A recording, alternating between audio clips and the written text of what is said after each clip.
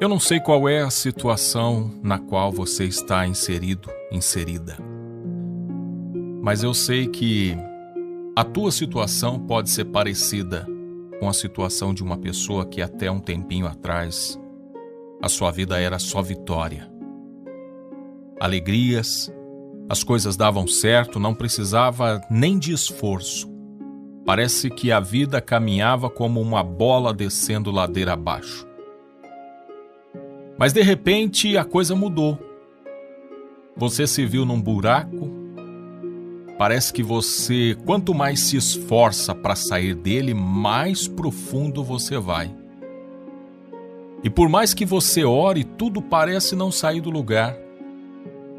E quando você olha à sua volta, tem gente que nem tem compromisso com Deus e parece que está melhor do que você.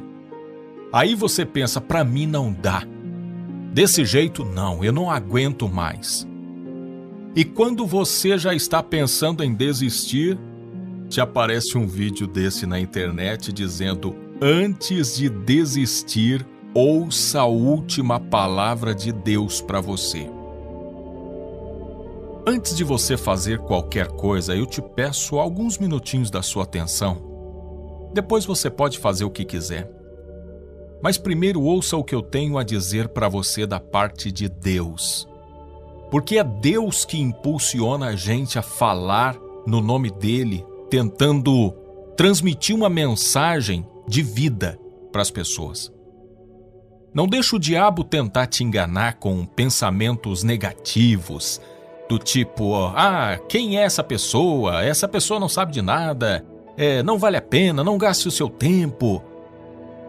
Essa vozinha que fica falando no seu ouvido é uma voz daquele que quer ver o seu fim, quer destruir você.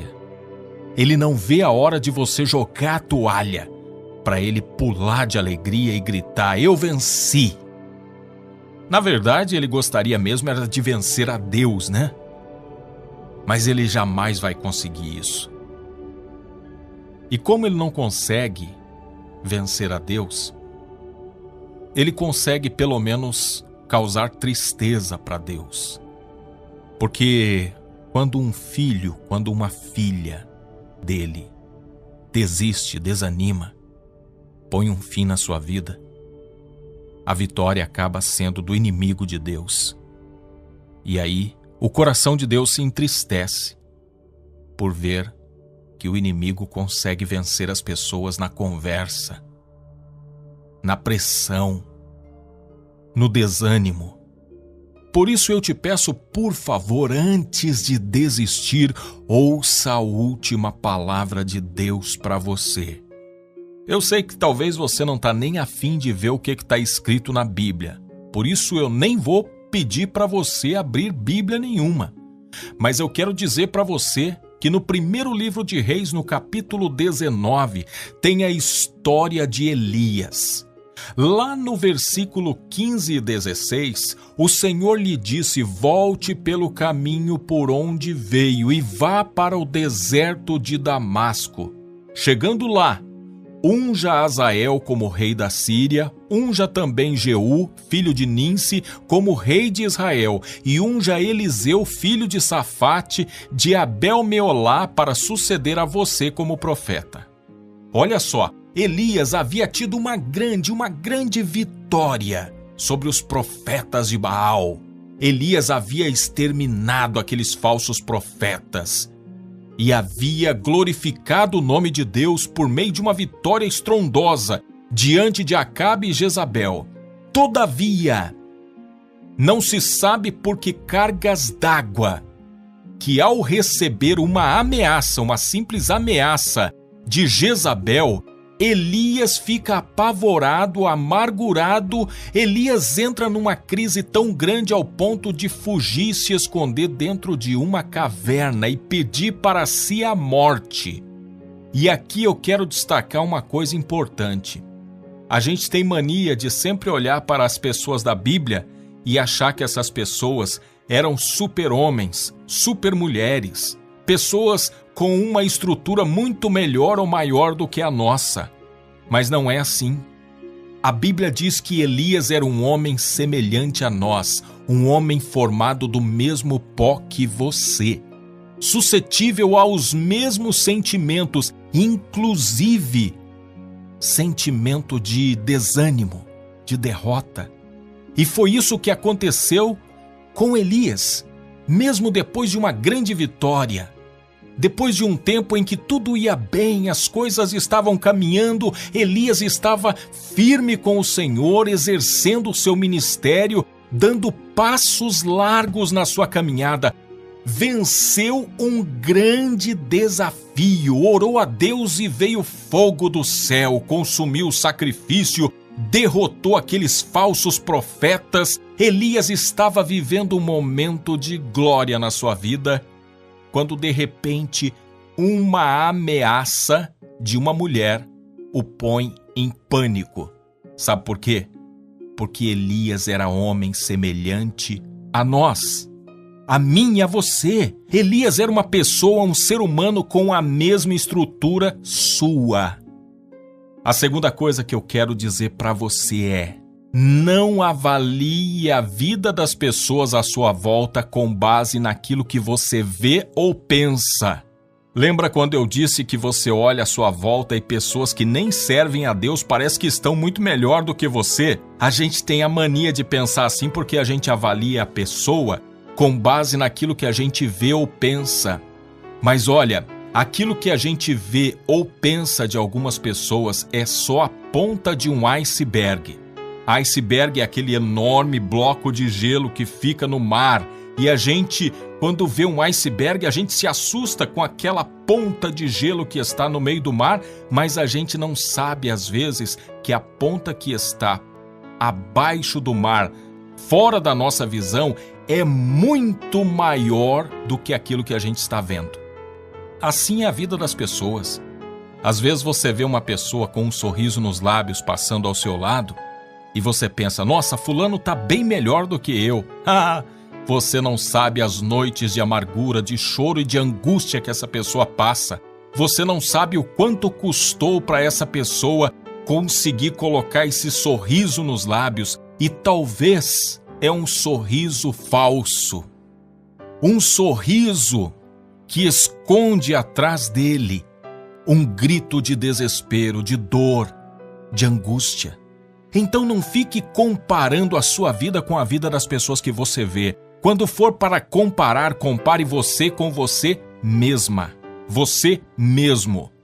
Terceira coisa, quer um bom conselho?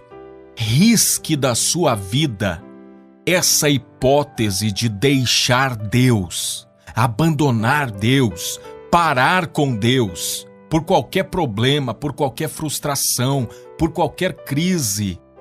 Essa história de vou parar com Deus, eu não consigo mais caminhar. Pare com isso.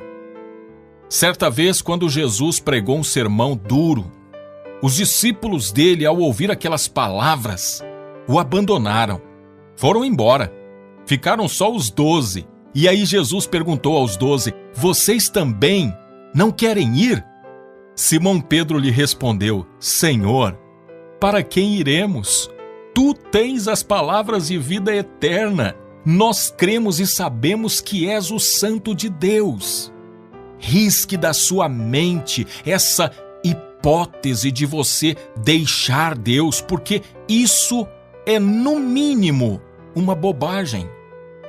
Se existe alguém que está torcendo por você, se existe alguém que chora por você, se existe alguém que te ama, mas te ama de tal maneira que deu tudo o que ele tinha de melhor para poder te resgatar da perdição eterna, para poder reconciliar você com ele, se existe alguém que fez tudo por você, esse alguém se chama Deus Pai. Porque Deus amou o mundo de tal maneira que deu o seu Filho unigênito para que todo aquele que nele crê não pereça, mas tenha vida eterna.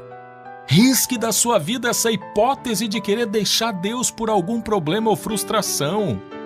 Porque se não for para você caminhar com Deus, você vai caminhar com quem? Com o diabo? Você acha mesmo que o diabo pode querer o seu bem? Você acha mesmo que o diabo pode te ajudar? O diabo só pode te ajudar a puxar o gatilho, a torcer a corda. O diabo só pode te ajudar a te levar pro buraco.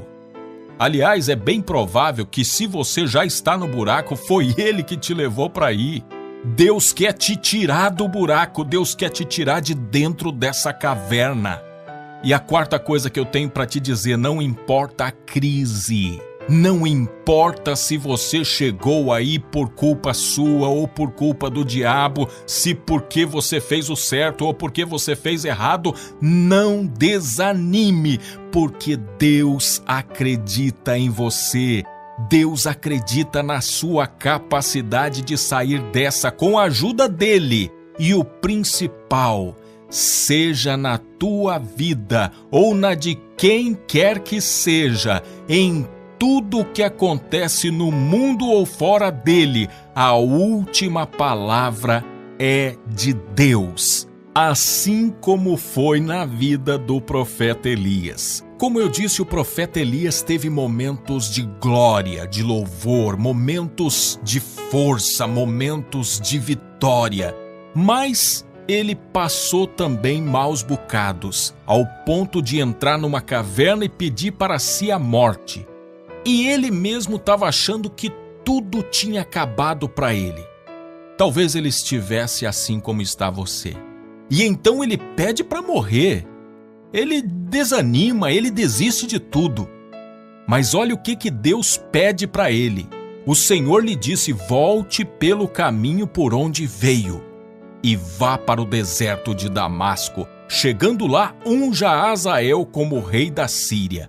Era como se Deus estivesse dizendo para ele: ei, Elias, você não vai desistir não, meu filho. Eu vou te dar força, eu vou te dar coragem, eu vou te levantar. E antes de morrer, tu vais entrar num palácio ainda.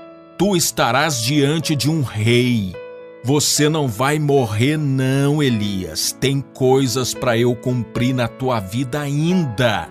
Você ainda vai ungir Jeú, filho de Ninsi, como rei de Israel. E mais, você ainda vai preparar o teu sucessor, que será Eliseu. Então, Elias, eu ainda tenho planos na tua vida, eu tenho propósito na tua vida, eu tenho muitas coisas para realizar na tua vida. A mesma coisa Deus tem na tua vida. Deus ainda vai te levar a lugares que você jamais imaginou estar. Deus ainda vai te levar a lugares de honra, de destaque. Deus ainda vai dar a você capacidade para deixar um legado muito maior e melhor do que você possa imaginar. Porque Deus é poderoso. E mais, Ele é poderoso para fazer infinitamente mais do que pedimos ou pensamos. Esse Deus é demais, esse Deus é poderoso e esse Deus tem para você uma palavra na tua vida. E a palavra de Deus para você é: eis que estou contigo todos os dias, até a consumação dos séculos. Deus está com você. Deus me mandou dizer: coragem, enxuga essas lágrimas. Levante-se, porque o Senhor dos Exércitos vai à frente dessa batalha e Ele vai te entregar a vitória, especialmente para que o mundo veja e glorifique o nome daquele que está sobre todo o nome, Jesus Cristo de Nazaré. Amém.